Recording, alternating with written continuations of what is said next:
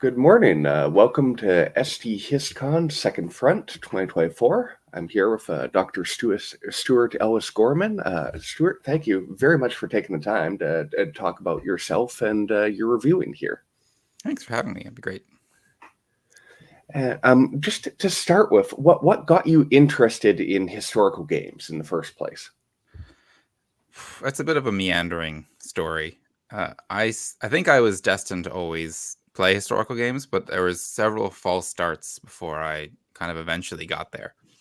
Mm. So the first war game I technically ever played was We the People by Mark Herman, which I still have I brought it, my really ratty copy of it. It's like, oh, nice. Very badly devastated. But I got that in about the year 2000. My parents bought it for me because somewhat ironically, given the trajectory of the rest of my life, I was finding history incredibly boring.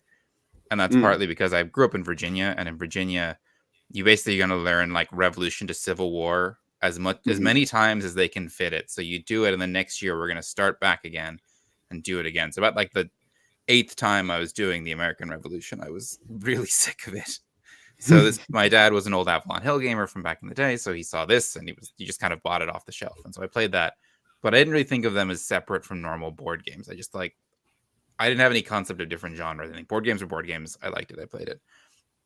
I played a lot with my dad, and then when I went to college, I focused more on role-playing games, and then I played a lot of miniatures war games for a very long time, primarily the War Machine system from Privateer Press, and then I kind of throughout that I also played some board games, and I think I really wanted to play historical board games, but because I really liked history and I really liked games, but a lot of my friends weren't that keen on it, so I would like occasionally buy, like I remember I bought Labyrinth and Falling Sky, and I think I played half a game of Labyrinth and never quite got anyone to play Falling Sky with me. I did buy Here I Stand, and somehow eventually I managed to play a full table of Here I Stand. I think I owned it for about 4 years before I did that, but I played Here I Stand. So I did have a few of them, but at some point I would like buy them and they'd sit on my shelf and try and play them. And eventually I'd have to move because I moved constantly because I was a student doing a PhD. So that I have to take all reduce the collection again, all the war games that get sold. And then I buy a couple more, struggle to play them. So the real impetus came in the last couple of years. In 2022, I bought a copy of Men of Iron tri-pack that was on sale. And I decided that I was just going to play them all myself. And I wasn't going to worry about this whole needing somebody else, and just like explore them as an exercise in historical analysis and what I thought about it as a historian playing these games. And then from there, I discovered Discord communities and other groups, and now I play quite a bit online and occasionally in person multiplayer wargaming. But it started out, my kind of real dive in and getting fully committed started out entirely solitaire. For sure. No, that's very cool, and I'm sure there are other people who have done something similar. It can be difficult to find in-person opponents in this hobby at times. You mentioned your career there and your work in history. So, what really appeals to you about history overall? What got you to pursue history as a career? That's a big question. I think I initially just went into it because I was good at it, and that was like why I picked to do history in college. Like I was like, this is a subject I'm good at, and I kind of like, because I'd originally thought I was going to go into studying English because I liked reading a lot. But I found that I really didn't like literary analysis very much, and I kind of realized that like that's what becoming English major was going to be. It was going to be literary analysis. And so I was like, I just want to read for fun, and I want to do something else. So I went into history and philosophy originally, and then I found the history more and more appealing. And I think initially, I liked the fact that it was a good story, but more and more, I like the process of unpicking, the problem of like a knotty historical problem and trying to figure out how something happened and working through all these accounts that don't line up and finding evidence and like, what does the evidence mean? And and that kind of came around to me then suddenly liking things like literary analysis a little bit more in the sense that I like analyzing popular culture through a historical lens. I took a course in my final year of undergrad that was on popular culture in America from 1939 to 1989. And it was just the history of that period of America, but entirely through films, books, movies, music. So we didn't really talk, it wasn't about like, we're not going to discuss like the ins and outs of the Vietnam War. Instead, we're just going to talk about like, what does this movie say about how people who made it thought about the Vietnam War? And it's such a cool lens to view history. And so I really enjoyed that. But ultimately, like when I went into my PhD, I took a more technological approach. I studied the development of bows and crossbows, and initially early firearms, but that got dropped due to it being too big for a single thesis. And I liked that as well, that kind of blending of there being a certain amount of objective knowledge, like the laws of physics factor into this, but then there's also so much subjectivity in the sources we're working with. And yeah, I like the challenge of it. Yeah, for sure. Speaking of that thesis and the bows and crossbows, and I know you're Dr. Crossbows on Twitter. Why are bows and crossbows particularly interesting to you? That's they are just really they're really interesting pieces of culture as well as weapons. So initially, I kind of went into initially started studying armor. So I liked armor quite a bit, the history of development of plate armor and the development of protection, and the fact that I think is really interesting about it is the way that like you can initially just look at like, okay, why is armor made this way? But there's this kind of back part to it. Like, okay, well, one of the reasons they start making plate armor is advances in mining mean they can get bigger chunks of iron, and then they need advances in smelting to make that even feasible. So there's all these different interchanging technologies and requirements, things that make plate armor come to be what it is. So I did this. I thought it was really interesting. And then I found there's this book by this historian named Alan Williams called The Night in the Blast Furnace, which is a really interesting book. It's also like 250 euros, so I wouldn't recommend you go buy it. But it's a really interesting book. And it was also like literally everything I could ever say on the subject in single book form. So I was like, great, this is super interesting. Also a dead end. So I'm not going to follow up on this. And so I looked into like the attack on armor was the other part, because one element of discussions around the development of plate armor is that it was the degree to which it's a response to things being a greater threat against chainmail and the need for a higher quality of armor. So I was initially kind of interested in that, and then interested in the development of personal missile weaponry, and trying to see if when guns became invented, if you can see when do you start seeing the impact of the development of the personal firearm on how bows and crossbows are used? That was like my initial idea. That was too big, so we had to scale it back. I ended up dropping guns because basically bows and crossbows work almost the same when you get to like on a physics level. So for that kind of analysis, it's the same material, same thing I learned, versus gunpowder is much more chemistry and physics. And I was like, okay, we'll simplify to these two. And then the kind of slow move to crossbows was really because there's actually a huge amount of material out there on longbows. And part of that is this, national myth and identity that Britain has with the longbow.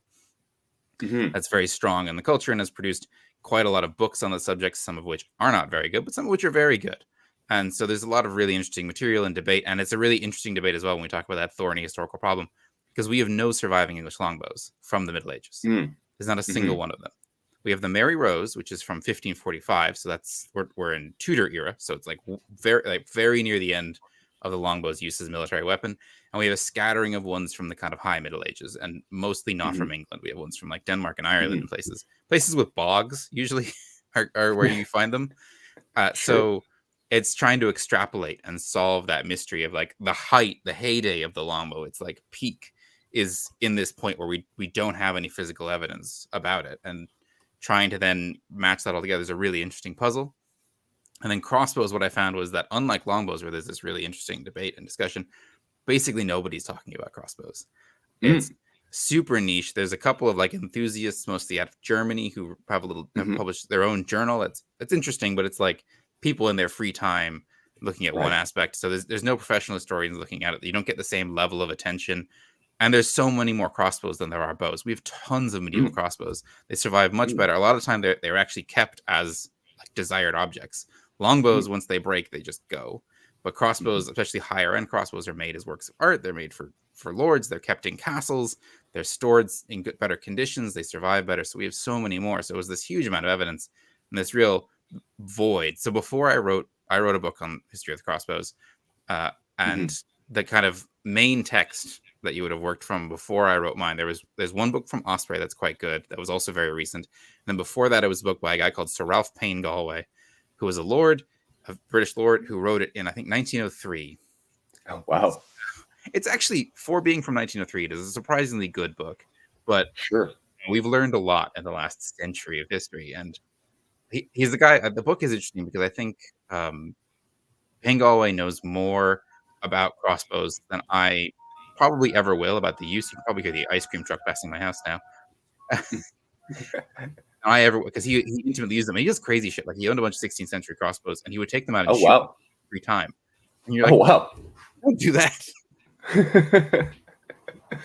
There's a lot of interesting material about how they're built and the physical construction of them, and how all of that lost. Mhm, Somebody spent a lot of time taking apart old crossbows and putting them back together, which is not mhm.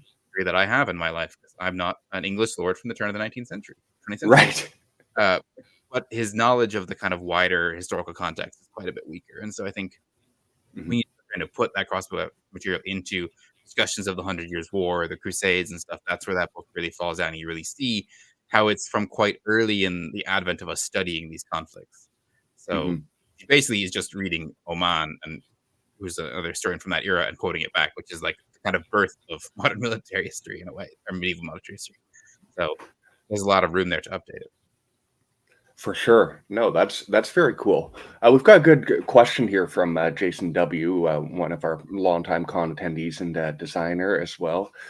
Do you think games help with historical analysis, or is that just our inside hobby view? I don't know. My view on kind of the thing that I think is interesting about historical games is the way that they can make a very tight argument, and I think Mhm, that they can make an argument in a way that's very interesting and different from a way a book will. In the way that they can show you mhm, something and they can put it in front of you. You can see all these things interlock in a way that you might not be able to see in the way the book does. But then they also lose a lot of the context of a book because you also bring your own mhm, element to it in a way that like the book is just the author putting that information into your head directly from them versus in the game the designer kind of sets parameters, but then each of the players all bring their very own elements to it.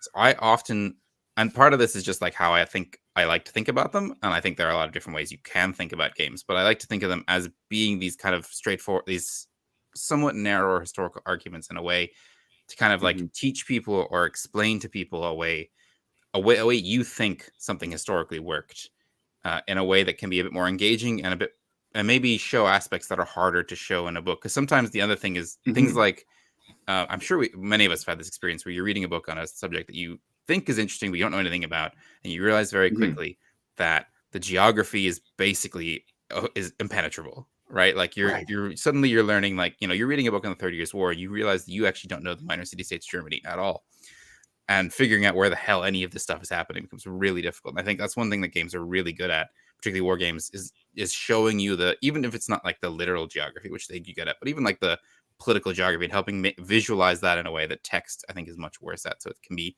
easier to take on board how all these things relate in a way that sometimes for a book it can be much harder to grasp.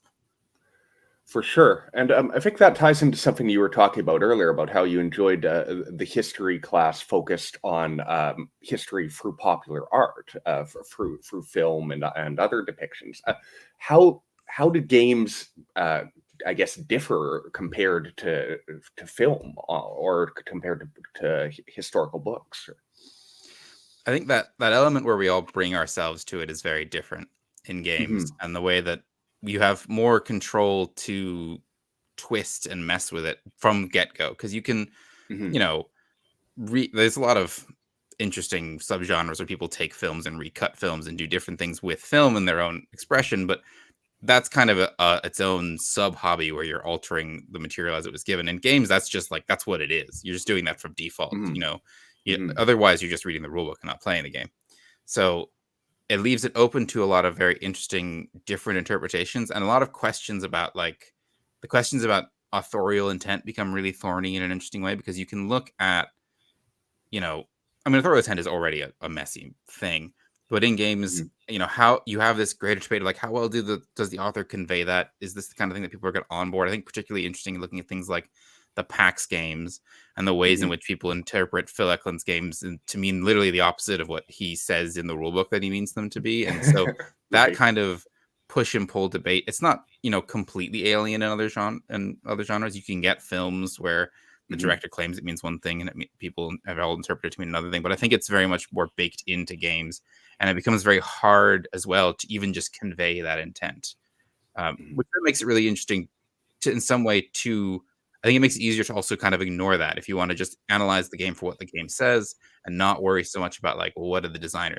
think they were saying, and just be like, this is what the designer said, and this is what my experience brought to the designer. And I think as well, I like upfronting my own relationship to the history. Like I relate different to different historical subjects, as we all do. Like I have a very different relationship to the American Civil War than a lot of people growing up in Virginia area that's filled with American Civil War stuff. And I think that I try, when I write about games, I try to bring that up front and be very clear about that. Like I'm not writing from an objective perspective. I think you have to really engage in the subjectivity of the game and put yourself, you are bringing so much to the game experience more than necessarily you might be to reading a book, you know? So my, who I am and what I think and my background transforms the experience of playing a game in a way that it doesn't necessarily transform the book. If that makes sense. Absolutely. Yeah. Speaking of your writing and of authorial intent, what convinced you wanted to make the leap into games reviewing rather than just playing games? So I initially didn't intend to review. I started, this came about as a roundabout like post-book project. So I finished my first book, my shameless plug. I wrote a book. It's called The Medieval Crossbow. Very cool. So I finished, that was a COVID project that I wasn't meant to be a COVID project. I got like the contract, I submitted it and agreed to write it like at the start of 2020. And then, you know, the world ended. And so that couple years I wrote that. And then once I'd kind of finished it and it was coming out into the world, I was like, okay, I need to look up stuff to do to be like a real author. And a general recommendation I found everywhere was you should make a website. So I was like, okay, I'll make a website. I don't like making websites, but I'll make a website using one of the various free platforms. And then when I made a website, I was like, well, if I make a static website, no one's going to visit the static website of the guy who wrote a book about crossbows. There's nothing there for you. So I should make a blog and figure out something to write about for a blog. And it was at that same time that I bought the Men of Iron box. And I was like, well, my initial plan was just to like play the battles and write about the battles as I played them. And there's no like plan to review. It was just like discussing the history of the battle itself, how the game represents it, maybe talk about historiography a little bit and kind of do a little bit of public history while also playing a game. And that was kind of what I did for a while. And then I sort of accidentally decided to start reviewing. So the first game I reviewed was Shores of Tripoli. And part of the reason I did that was that my initial idea was that I should like play a game like a couple of times and write about like my first couple plays and then play it some more times to write about how do I feel after more plays. But Shores of Tripoli is really easy to play and it's on Rally of the Troops. So I just played like a shitload of games with Shores of Tripoli. And then I was like, I've already passed the point where I can write about this like first impressions. I'm way too deep now.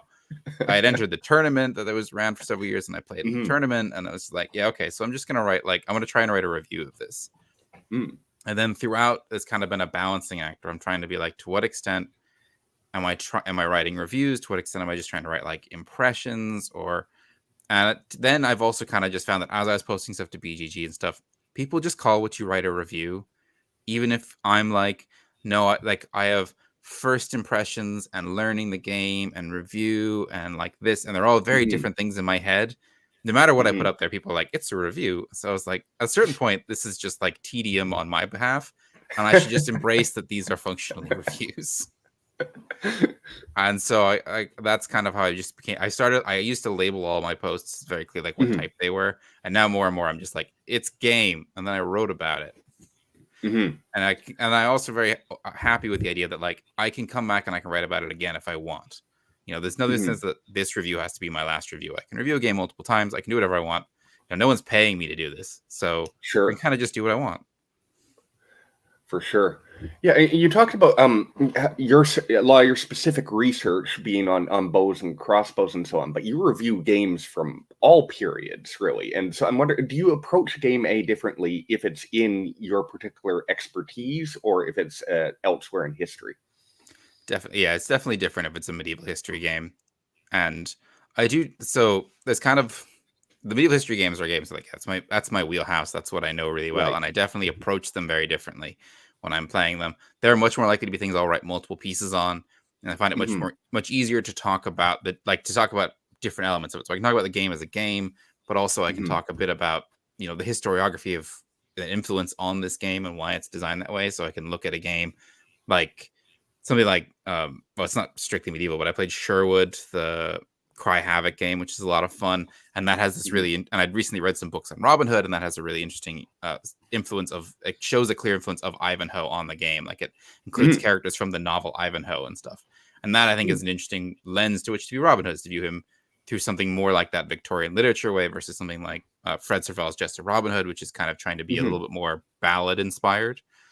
And then there's lots of games you can do that with. In some games, they give you a bibliography, which is always interesting. So then I can really like unpick, like, you know, Men of Iron has been great for this because I can look at the specific battles and I can be like, you know, this is influenced by this. But it can also be really intimidating. Like it took forever to write anything about Crécy because Crécy is a truly ludicrously complicated battle. It doesn't make any sense that it's as complicated as it is because it's one of the most famous battles of the Middle Ages. At the time, it was the most famous. So like everyone wrote about it. So you have mountains of evidence and loads of it just contradicts each other. And they're in disagreement. There's just like people saying literally opposite of what somebody else said. And you're trying to like interpret like, okay, there's this guy who's writing in Italy, you know, so what does he know about the battle? But he died literally the year after the battle. So he wrote it immediately after it happened versus, you know, someone who's in France writing 30 years later. Does he actually have a better idea or has he been influenced by 30 years of propaganda and mismemory and stuff? And it's one of the most impressive battles for just huge arguments about what's happening. And so because I know all that, when I come into playing a game on Crécy and I want to talk about it, the weight of that information on me is just like, it's so heavy. Right.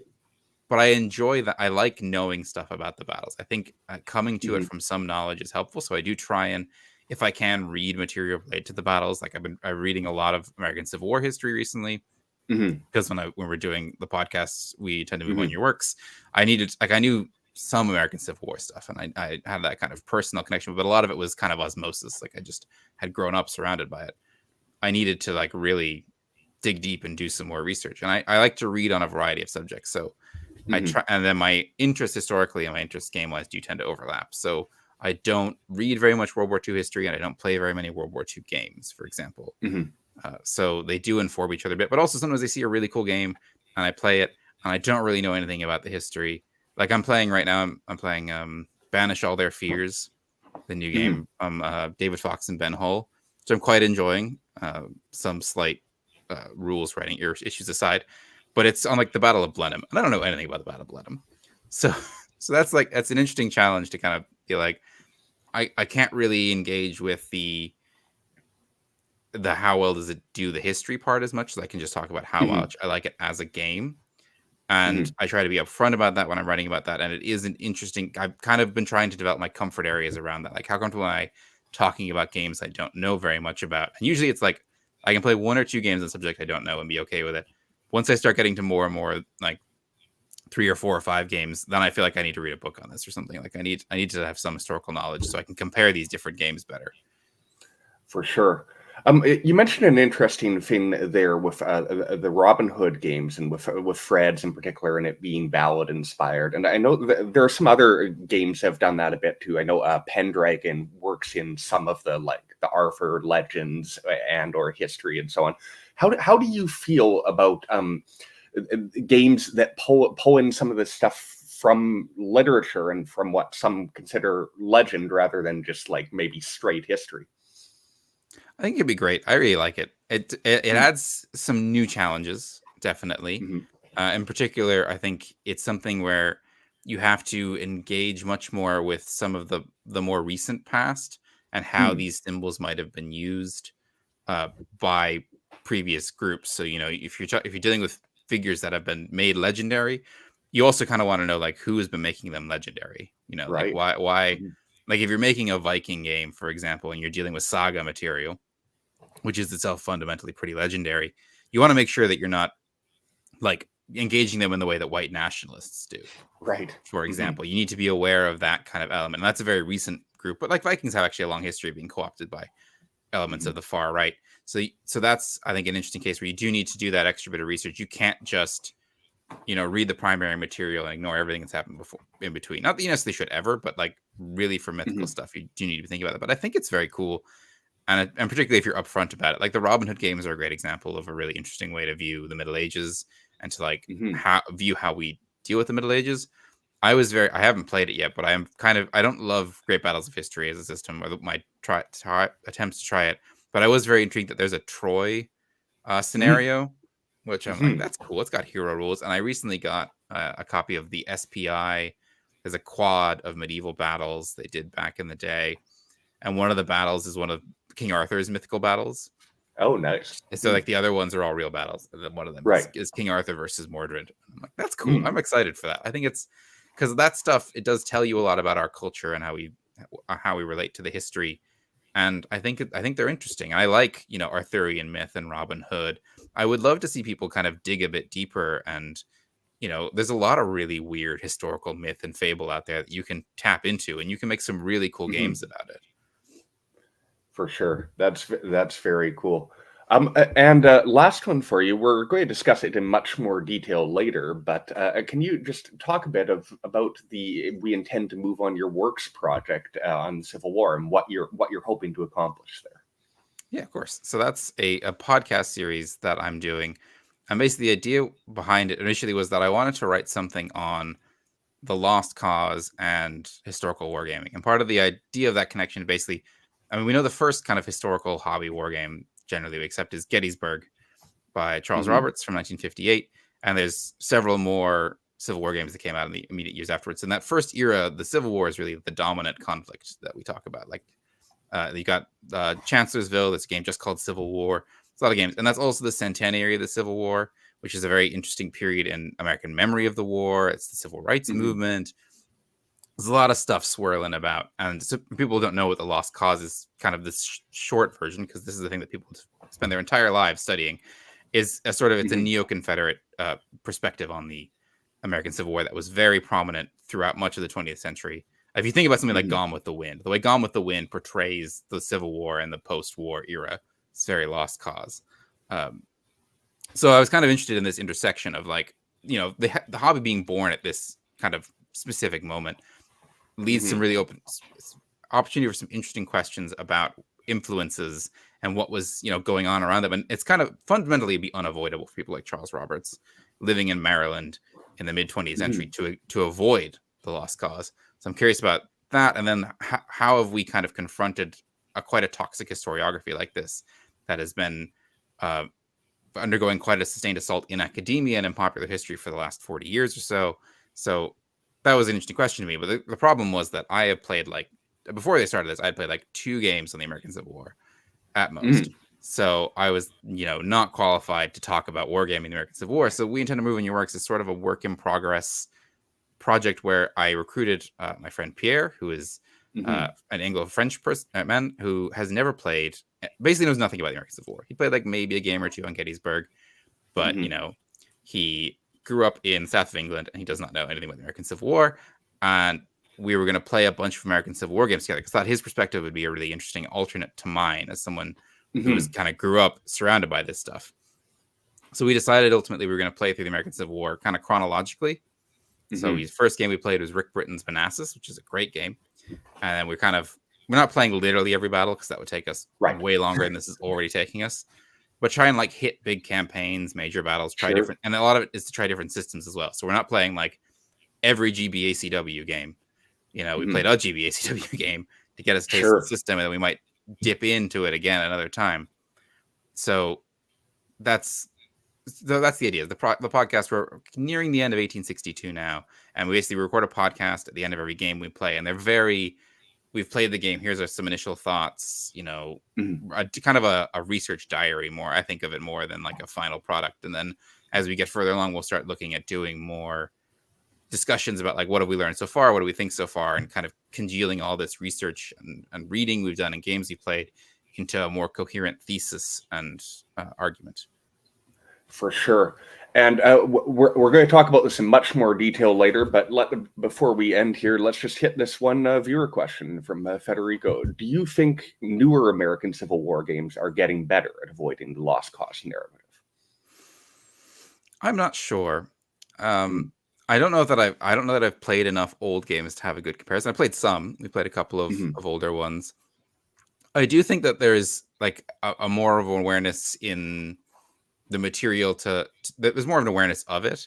If you read some of the old issues of the General, Liz Davidson from Beyond Solitaire and Fred Serval have been doing, Liz, when she finds a really egregious Civil War reference just like sends me a screen grab of the issue in general, Right. where they talk about, like, in one of the first issues, they talk about being kind of basically Confederates in Bethesda, Maryland, like looking out over the fields and stuff. And I think that kind of openness and the design, I think most designers now would not publicly identify with that kind of viewpoint, but it Right. is quite difficult because it depends a lot on what your research materials are as well. And I think that in some ways is kind of where it hangs around, is that designers might be still using books that they first used 30 years ago that have a lot of problems with them, and then they're still kind of using them for the basis of the games now. But I think I don't think it's like apocalyptic or anything. I think it's interesting to me is not to render any judgment on this, but really to unpick interesting threads and to try and be more aware of this stuff. Because I think the Lost Cause is the kind of thing, particularly if you grew up, for me, growing up in the South, but really growing up in a place where if you were interested in the American Civil War, there are like lots of children's books you might have gotten in like the mid to late 20th century were just straight up Lost Cause stuff. Like there's some really, if you read Robert E. Lee and Me is a book by Ty Seidul, who's a historian. He used to be the head of the history department at West Point. And he writes about like the biography of Robert E. Lee he read as a child. And it's like, it's brain melting. Like it's really grim stuff. And this was like a popular publisher. This was not like, weird niche racist books limited. It was like Penguin or somebody. It was very, very widely available. So I think it's the kind of thing that you have to really be aware of and know about it to try and kind of fight it and actively push back. You can't just, it's much more involved a process, I think, to uproot. And that part of our discussion is try and see, can we pick out like places where it exists? And I think for me, the big one is that I think there aren't enough American Civil War games that deal with the politics of the war and the politics of slavery and like that center why the war is happening and what are the actual stakes of it. I think there's a reluctance to an emphasis much more on kinetic warfare and not really engaging with the political side of it, which had a huge impact on like a lot of the reasons that generals made decisions they made was pressure from the political side who were feeling pressure about political issues. So these things are all interconnected in a really interesting way. And I think more games need to embrace that side of it. And I like the kinetic war games. They're a lot of fun. But I think what I think would really make the new wave of ACW games feel more like a pushback against the Lost Cause is less changing a lot of specific features of current designs, and although there are some that need that, but more expanding the scope of what an American Civil War game can be. For sure. And again, we're going to discuss that in much more detail in 3.5 hours. So if you're interested in that discussion, show up for We Intend to Move On Your Works. But before I let you go, Stuart, one more question from Jason here. As a historian and reviewer, how do you view designer notes in the game? And do you have any pet peeves on that? I really like designer notes. I would say my biggest pet peeve is when they're not really designer notes. There are ones where they just like kind of describe some of like the history of the battle to you, and so it's just like kind of describing their research process, and it's not like, here is why I made literally this design choice, like this unit is this way because I want it to evoke this part of the history. Instead it's like, here's all the Ohio regiments I found and I looked into them and this is what I found about them, and that stuff is kind of interesting. Like I am interested in people's research process, but that's the background material. This isn't the designer notes. I want to know, like, why did you make the game work the way it worked? And I want you to talk about game mechanics and the specifics of how you think the mechanics interact with the history. I really find it frustrating when you read designer notes. They don't really talk about how the game plays. Sure. Like, I want to know why you made it work this way, and like, what do you think it's doing? Tell me what your vision is. For sure. And Jeff had a good follow on there about including historical source material. I know you brought up Shores of Tripoli earlier, and they do some of that. How do you feel about including historical source material in games? I like it a lot. I think it's very cool. I like Fort Circles, like bundles of documents and those kind of materials.